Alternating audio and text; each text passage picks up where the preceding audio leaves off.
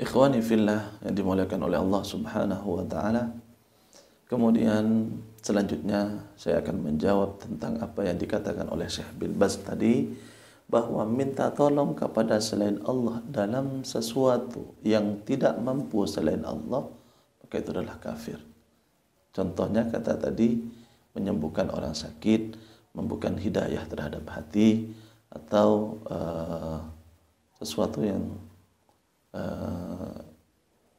hanya Allah Subhanahu wa taala yang mampu. Kita menjawab yang pertama bahwa semua hal hanya Allah lah yang mampu. Tidak ada manusia manapun yang mempunyai kemampuan dalam kehidupan ini.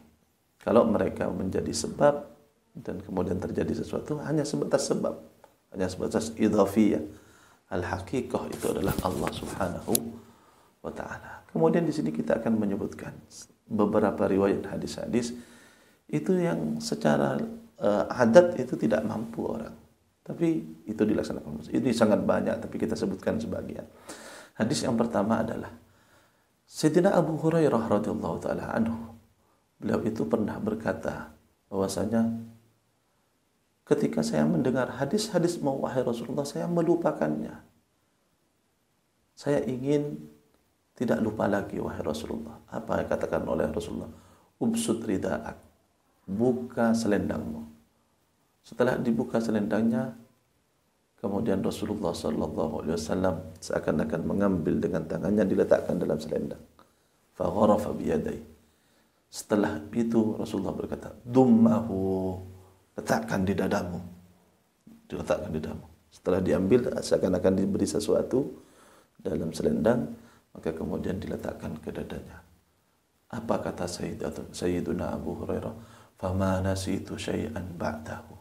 Setelah itu saya tidak mempunyai lupa sama sekali. Kenapa Rasulullah SAW tidak mengatakan kepada Abu Hurairah, minta kepada Allah. Ini adalah sesuatu yang hanya Allah yang mampu.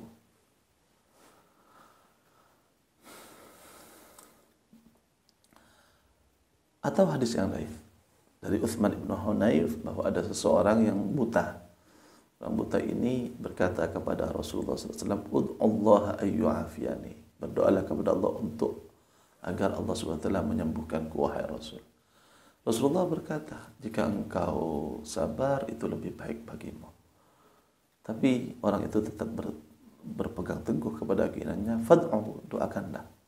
Maka Rasulullah SAW berkata, kalau begitu ambillah wudhu dengan baik. Kemudian setelah itu, dalam riwayat lain salat 2 rakaat.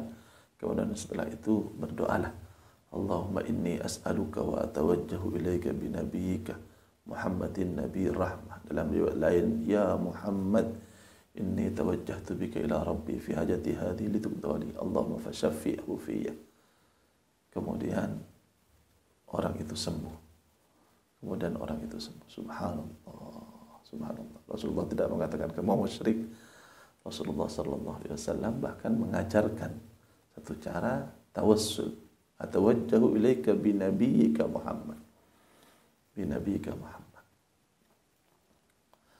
Hadis yang ketiga termasuk Sayyidina Qatadah. Beliau suatu saat sakit matanya ketika peperangan Uhud di Yaman.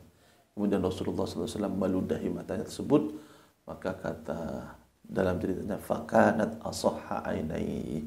Dari 2 mata ini yang diludahi oleh Rasulullah tidak pernah sakit, paling terang, paling bagus dan sebagainya. Ini disebutkan oleh beberapa ulama dalam hadis. Kemudian ada hadis yang selanjutnya bahwa ada seseorang yang meminta kepada Rasulullah SAW bahwa di tangannya itu ada sedikit benjolan. Benjolan tersebut sakit. Dia menghalangi benjolan tersebut ketika memegang pedang. Ini wa baina qa'imatis sayf an aqbitu alaihi. Sulit untuk dipegang dan lain sebagainya. Kemudian oleh Rasulullah SAW, mendekatkah? Setelah orang itu mendekat, kemudian Rasulullah SAW berkata kepada orang tersebut, buka tanganmu, genggam, buka lagi. Kemudian oleh Rasulullah SAW ditiup, setelah ditiup, dipeganglah benjolan tadi, diusap sampai akhirnya tidak ada benjolan itu sama sekali. Yang lebih dari ini adalah riwayat yang diriwayatkan oleh Imam Ahmad dan Imam Tirmidzi. Sayyidina Anas pernah berkata kepada Rasulullah. Sayyidina Anas berkata, Sa'altu Nabi Allah ay yashfa'a li yaumal qiyamah. Saya pernah meminta kepada Allah, Rasulullah agar beliau memberikan syafaat kepadaku di hari kiamat. Maka Rasulullah SAW bersabda, Ana fa'ilun, aku akan memberikan syafaat padamu. Subhanallah. Dia tidak mengatakan saya mau sih minta izin masih ini dan sebagainya. Beliau langsung menyanggupi, Ana fa'ilun. Bukankah ayatnya lillahi syafa'atu jami'a? Lillahi syafa'atu jami'a. Tentu saja karena syafaat ini adalah pemberian dari Allah Subhanahu wa ta'ala. Atau hadis lain yang selanjutnya bahwasanya Rasulullah sallallahu alaihi wasallam bercerita tentang penduduk-penduduk ahli surga. Ada orang yang tidak akan kena hisab sama sekali. Maka kemudian Rasulullah sallallahu alaihi wasallam setelah bercerita itu, ada seorang sahabat bernama Uqashah, dia berdiri, dia berkata kepada Rasulullah, "Ya Rasulullah,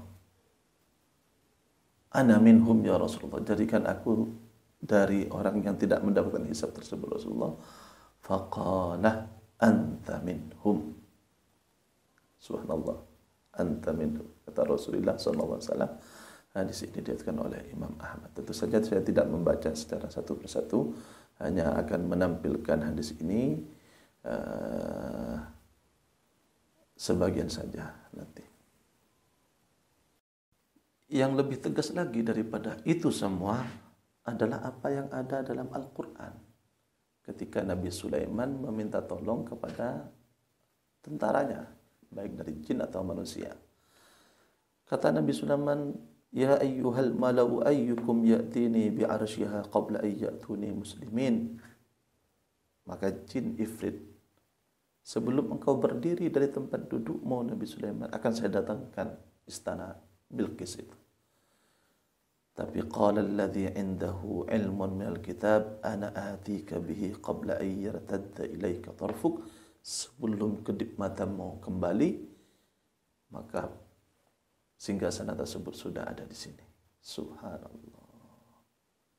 Ma la yaqdir. La yaqdir. Tidak mampu, tapi Allah yang memberikan kemampuan kepada mereka.